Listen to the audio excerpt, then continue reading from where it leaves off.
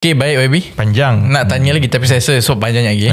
Mungkin kita pergi ke isu seterusnya, isu politik juga sikit. Kita ada isu bila Rafizi nak berhenti merajuk. Korang tak ada gambar lain yang lebih baik ke? Saya rasa gambar ni very apt dengan topik which is nampak yang merajuk lah. Itu gambar masa aku gemuk nak mampus kan? Itu Minah mana pula tu? Itu adalah Lina Ahmad. Tu yang buat posting Yang buat posting di Facebook. Dia lah punca. Dia cyber trooper lah. Cyber trooper AI YB. Entah-entah di belakang Lina Ahmad tu nama dia Leman Ahmad kot. Okay. Ataupun Salim Iskandar. Entah-entah Wan Fazuddin. Tak, saya tarik balik. Gurau saja. Oh, ini yang ialah saya ada orang forward lah kan, dan saya tengok makin lebat serangannya kepada batang tubuh saya lah, kan, terutamanya daripada penyokong PKR dan juga Ceplos PKR lah kan. Itu ada orang forward, saya tak tulis panjang lah, tak baca panjang lah. Memahami psikologi seorang narsisis bernama Rafizi Ramli. Ada orang forward kat saya, YB, narsisis ni penyokong Nazi ke? Random betul. Penyokong Nazi. Tu aku kata, daripada rakyat Malaysia tak faham apa itu narsisis terus. So dia agak jauh sikit lah YB. Saya rasa soal merajuk tak merajuk ni, kalau saya boleh trivia balik kepada episod pertama lah, yang kita pernah tanya secara dalam YB merajuk tak merajuk. Tapi gaya saya tanya waktu tu orang tak suka lah, mungkin sebab very plain. Jadi saya tahu tak apa. Saya cuba dramatize sikit, tapi saya takut lah nak tanya. Tapi saya tanya je lah. Yalah, kalau aku tak suka, aku sembuh je lah. Baik YB, saya bersedia. Tapi ini sebab ramai juga yang start tanya lah YB, berkaitan merajuk tak merajuk. What if Datuk Seri Anwar betul-betul serius cuba reconcile semula dengan YB contohnya kan. Tapi sebab for the bigger the so-called bigger interest lah, mungkin sebab elak kapas jadi kerajaan ke, ataupun mungkin dia orang memang tak boleh terima selain daripada itu. Dan kalau PH kalah tu maksudnya ini apa teruk. Ini yang dekat social media yang banyak merayu, berdoa rapatkanlah balik kan? Ya betul. Adakah macam mana YB respon lah senang? Saya tak nak respon yang itu pun. Ini cerita merajuk ni. Itu disebabkan merajuk lah. Maybe tanya terus lah, adakah YB masih merajuk? Adakah YB pernah merajuk, ataupun adakah YB masih merajuk? Yalah, soal tu the problem with that question yang I don't think I should entertain, because the premise is wrong. Soalan yang kau tanya tu ialah kau pun dah jadi Ceplos. Kau mengulangi naratif Ceplos ini yang bahawa aku ni mengajuk. So I mean the issue is this. Kalau tengok kepada semua ni dengan Salim Iskandar, tak Salim Iskandar semua kan, digerakkan cyber trooper, Ceplos, media-media kerajaan yang di bawah JCOM semua ni kan, untuk menyerang peribadi saya, sampai diperkenalkan perkataan Nazi sis ni kan. Narcissist. Sebenarnya saya ingat kalau ini diteruskan oleh PKR, dia akan terus melebarkan jurang di antara pandangan rakyat tu dengan bubble yang PKR duduk. Kan? Sebab naratifnya ialah mengajuk. Naratifnya ialah narsisis. Semua dia je betul. Kan? Semua dia je. Tak boleh bekerja dengan orang lain semua kan. I'm trying to put a frame of argument sekarang ni yang kalau ada lah orang-orang PKR tengok kan, you have to kadang-kadang pakai a different cap. Ini yang masalah parti-parti pemerintah daripada zaman UMNO dulu ke, kalaupun PN ke jadi kerajaan kan, kalau kita berada di puncak kuasa tu, kita pakai cap kita je tau. kita melihat semua itu daripada lensa kita. Sebenarnya rakyat tak ambil pot. Orang tak tengok macam itu. Sebab tu saya kata survey dan data tu penting. Sebab mustahil untuk kita tahu apa di dalam kepala 30 juta rakyat Malaysia. Mustahil. Jadi kalau macam saya sebagai ahli politik lah kan, satu perkara yang saya paling teruja sepanjang masa, pada masa sama teruja, pada masa yang sama takut, ialah apa sebenarnya dalam kepala rakyat biasa ini. Sebab tu saya gunakan data yang berterusan.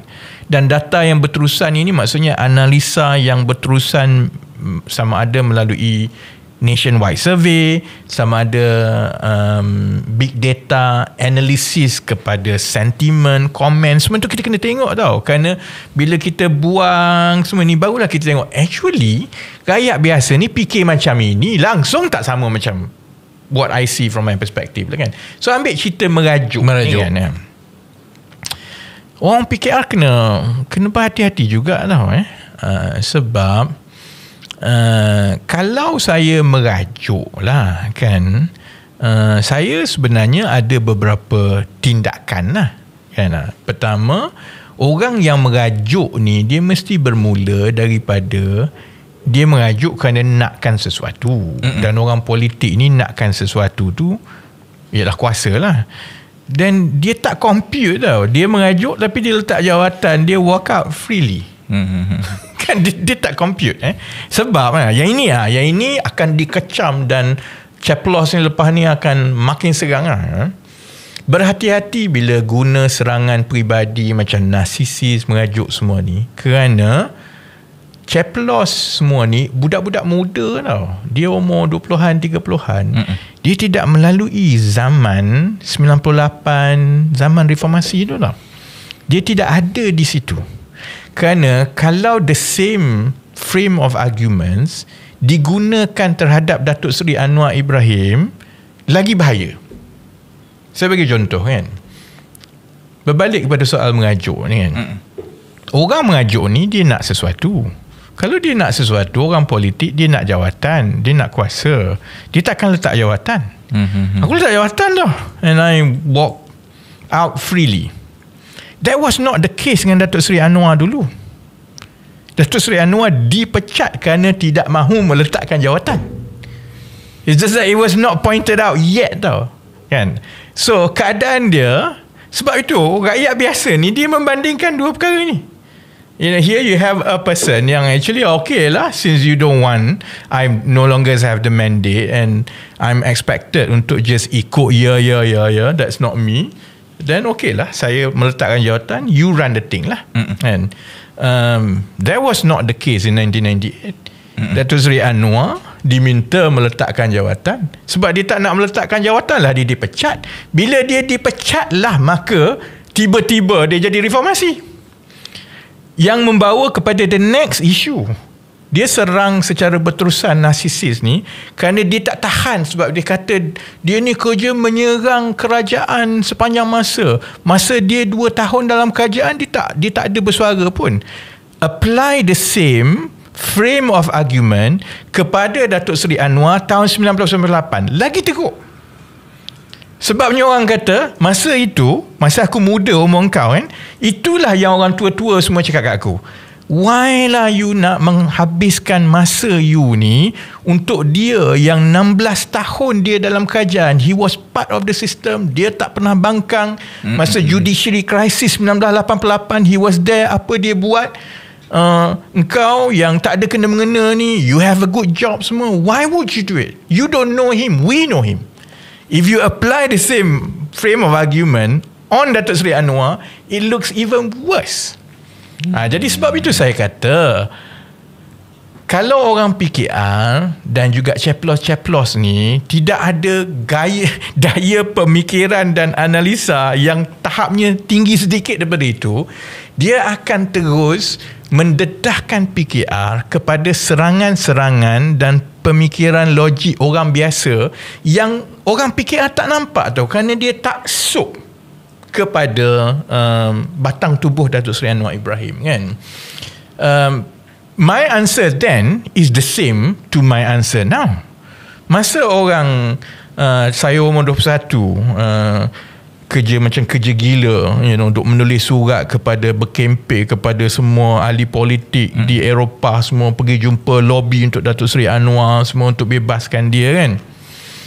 Jawapan saya sama. This is not about Anwar Ibrahim the person.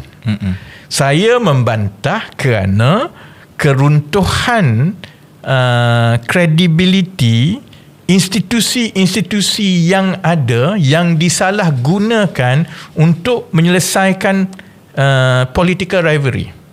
If you don't like Anwar Ibrahim, Tun Mahathir masa itu, I don't want to get involved, just sack him lah, kan? Ataupun if you don't like him because of whatever, reshuffle the cabinet ke, ataupun tak payahlah nak timbulkan soal angkut katil semua, liwat tak liwat ni, kan? Then it's pure political maneuvering. The moment, pada pandangan saya ketika itu, dia mula melibatkan campur tangan yang meruntuhkan kebebasan institusi kehakiman, kerajaan, polis, macam mana media massa digunakan untuk character assassination. Kalau it could happen to a deputy prime minister, nobody is safe. It could happen to me as well. Itu sebabnya saya dalam PKR dulu. Dan bagi saya, selagi kerajaan tidak bertukar, tidak ada peaceful democratic change, selama mana BN UMNO berkuasa, maka the power is so entrenched, dan kita akan terus berada duduk di bawah satu kerajaan yang terlalu berkuasa, dan rakyat ini terdedah kepada salah guna kuasa tersebut, kan? The same answer that I have now. It is not about mempertahankan kerajaan ini supaya kita tak dapat PAS. It is not about Allah kesianlah Datuk Seri Anwar Ibrahim, dia dah tua, kan? My duty is to society and to the country and to the public. And sumbangan saya ialah untuk memastikan bahawa kerajaan kita ini semua berlaku dengan jujur, tidak ada campur tangan, rasuah dibuat dengan baik.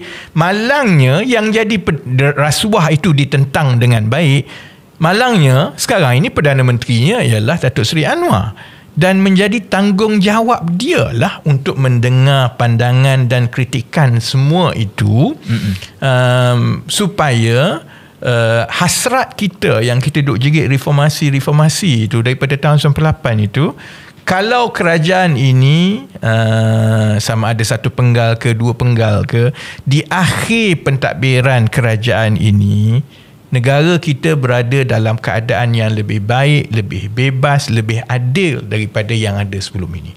Jadi kalau mereka terus serang soal merajuk tak merajuk ni, kan, I don't lose anything. Sebab you can tell that aku tak kisah, kan? It doesn't perturb me at all. Yang akan menjadi masalah ialah kalau the defensive culture is as such that kerajaan PKR, pimpinan PKR ataupun PH sendiri, dia mengenepikan perkara-perkara yang saya sebut ini, dan dia mengambil pilihan jangan jawab perkara-perkara itu, jangan perbaiki kelemahan-kelemahan itu, serang budak ni. I don't think that works. In fact, Najib pun dulu buat macam itu.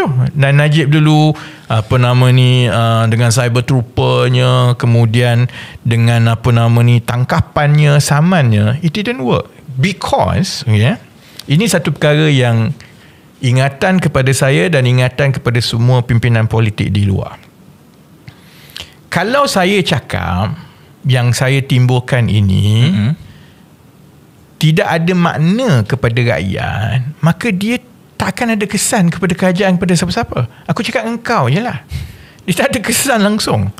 Bila sesuatu yang diperkatakan oleh sesiapa pun, hatta oleh seorang ahli politik kanan dalam negara, kalau perkara itu jadi isu yang mula ada risiko kepada kita, maksudnya you tak boleh lari, because perkara itu ada resonance, ada traction.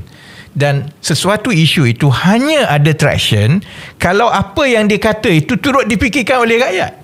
Kalau kenapa yang Papa Gomo duk cakap pumpang kerajaan nak tukar semua ni, dia tak jadi isu besar kepada negara. Sebab geng-geng walabot dia je yang duk rakyat tak fikir macam itu. Kenapa kalau saya sebut tentang Azam Baki, dia view tinggi, media ambil dalam 1-2 hari dia jadi isu negara sampai Tan Sri Azam Baki kena jawab ke apa. Sebab dia bukan sebab saya. Sebab yang saya sebut itulah yang dipikir oleh sebahagian besar rakyat kita. Saya hanya jadi medium untuk menyampaikan. Jadi soal Rafizi merajuk tak merajuk ni sebenarnya bukan soal Rafizi. Dia soal kerajaan, soal PH dan PKR.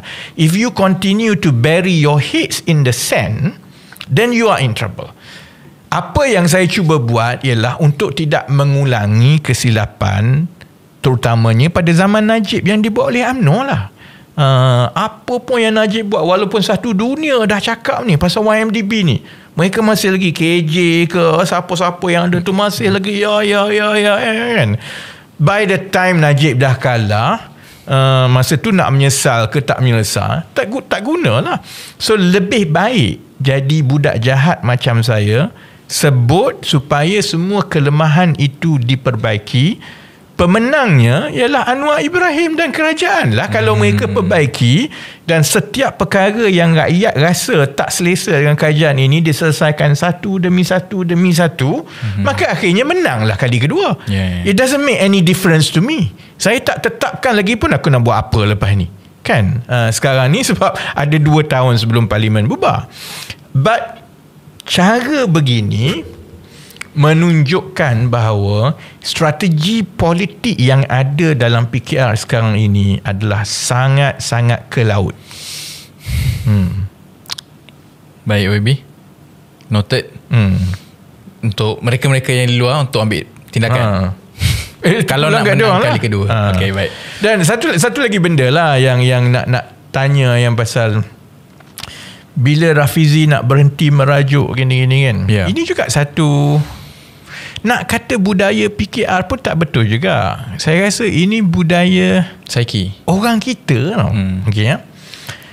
Kalau kita ada competition, contohnya lah aku buka kedai makan, ada competition, katakanlah kedai makan kat sebelah tu lagi laku kan. Selalunya lah dalam budaya kita tidak melihat actually dia berjalan baik lagi laku ni, aku kena atasi dia dengan cara bersaing. Kalau dia jual harga 10, aku jual harga 9. Kalau dia makanan dia menu ada 10, aku ada 20 kan. So you mindset itu ialah mindset untuk bersaing secara positif kan. Ada jugalah dan mungkin lebih dominan ialah budaya kita yang kalau ada pesaing kat sebelah tu lebih baik, kita sama ramai-ramai hantar jin untuk santau kedai dia supaya orang tak pergi kan. Dalam politik pun sama juga macam itu. Kalau mereka nak mengatasi perkara-perkara yang saya timbulkan, sebenarnya dengan cara cuba membunuh karakter macam ini, soal remeh, merajuk semua ni kan, serangan peribadi kan, bukankah lebih baik kalau mereka berlumba-lumba dengan saya untuk pastikan mereka melaksanakan kempen digital itu dengan jauh lebih baik daripada saya? Jadi tak timbullah aku ni ada masalah kepada kerajaan. Kalau contohnya view kita pada satu masa X, view mereka bila mereka buat X kali 10, dan tak adalah isu sebab perkara itu langsung tidak menggoncang kerajaan. Kalau contohnya saya sebut pasal SPRM, beberapa perkara, dan jawablah pasal kehebatan SPRM, jawablah fakta yang saya sebut itu, tunjukkanlah, patahkanlah hujah tu, dan pastikan kempen digital itu tractionnya ialah berpuluh-puluh kali ganda lebih hebat. Masalahnya benda tu tak berlaku. Kalau kita tengok konten ataupun hujah ataupun kempen digital daripada pemimpin PKR, tak ada. Izzah tak ada, Saifuddin tak ada. Dia ingat, dia style zaman BN dulu tu. Dia ingat pergi rasmi majlis, ada video sedikit, itu mengubah pandangan rakyat. Tidak lah. Kalau ada isu, orang kata engkau gemuk. Kalau kau tak gemuk, kau kena jawab kenapa kau tak gemuk. Jawab terus. Jangan apa semula serang orang yang kata kau gemuk, kau lagi gemuk. Kan sampai bila orang tak berminat kan. Jadi sepatutnya I always welcome competition. Contohnya saya sedia maklum masa jadi kerajaan 2 tahun setengah, terutamanya dalam 6, ini Fahan ada kat sini, dalam 6 bulan pertama jadi menteri, saya sedia maklum I had a problem on TikTok. Atas 2 sebab. Satu sebab TikTok tu timbul masa aku tak ada dalam politik dan aku tak pernah percaya kat social media ni. Aku tak suka sebenarnya sebab kena bercerita semua kan, tapi diperlukan sebagai medium komunikasi. Jadi I resisted being on TikTok for as long as possible, tapi sebab dah nak masuk pilihan raya 2022, terpaksalah aku ada akaun TikTok kan. So awal-awal tu masa 2-3 bulan pertama dia bagus lah kan, tapi bila dah jadi menteri, I was not disciplined in my content.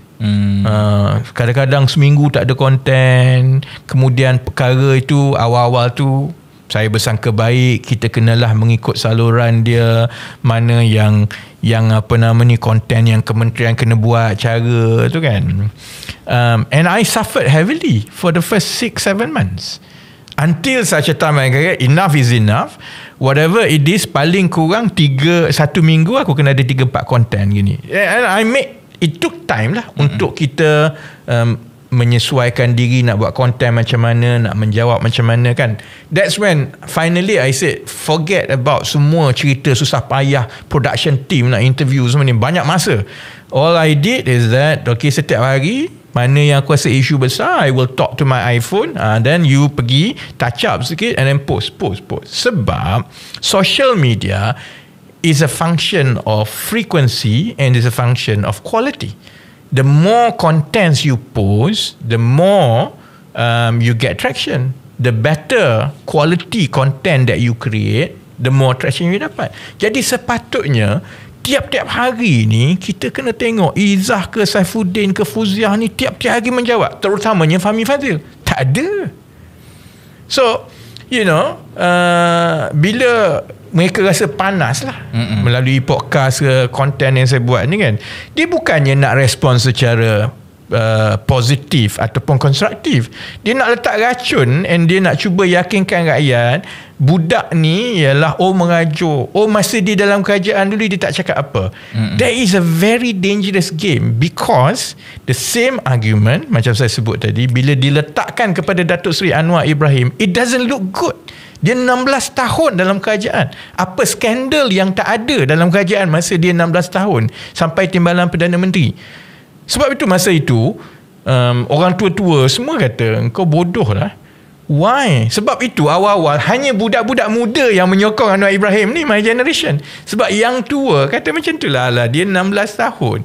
Masa tu tak timbul pun cerita skandal rasuah semua. Ni orang keliling-keliling dia semua. So don't drag PKR into that argument, because it is not good for Anwar Ibrahim. So ini tip-tip yang saya bagi kepada ceplos-ceplos dan juga pemikir-pemikir strategik di dalam PKR. That is the path that you should not take. Jadi the only way ialah for you to look at this issue. Setiap isu yang dibangkitkan, remove mana yang noise, tengok yang mana betul-betul ada traction dengan rakyat, resolve that problem. Satu demi satu, then you will become eventual winner lah dalam pilihan raya akan datang. Baik. Tiap-tiap minggu YB bagi nasihat konsultan free ni ya. Kalau tak nak bayar konsultan. Kalau tidak aku charge banyak lah nak bagi strategic communication. Strategic communication. Okay, baik YB.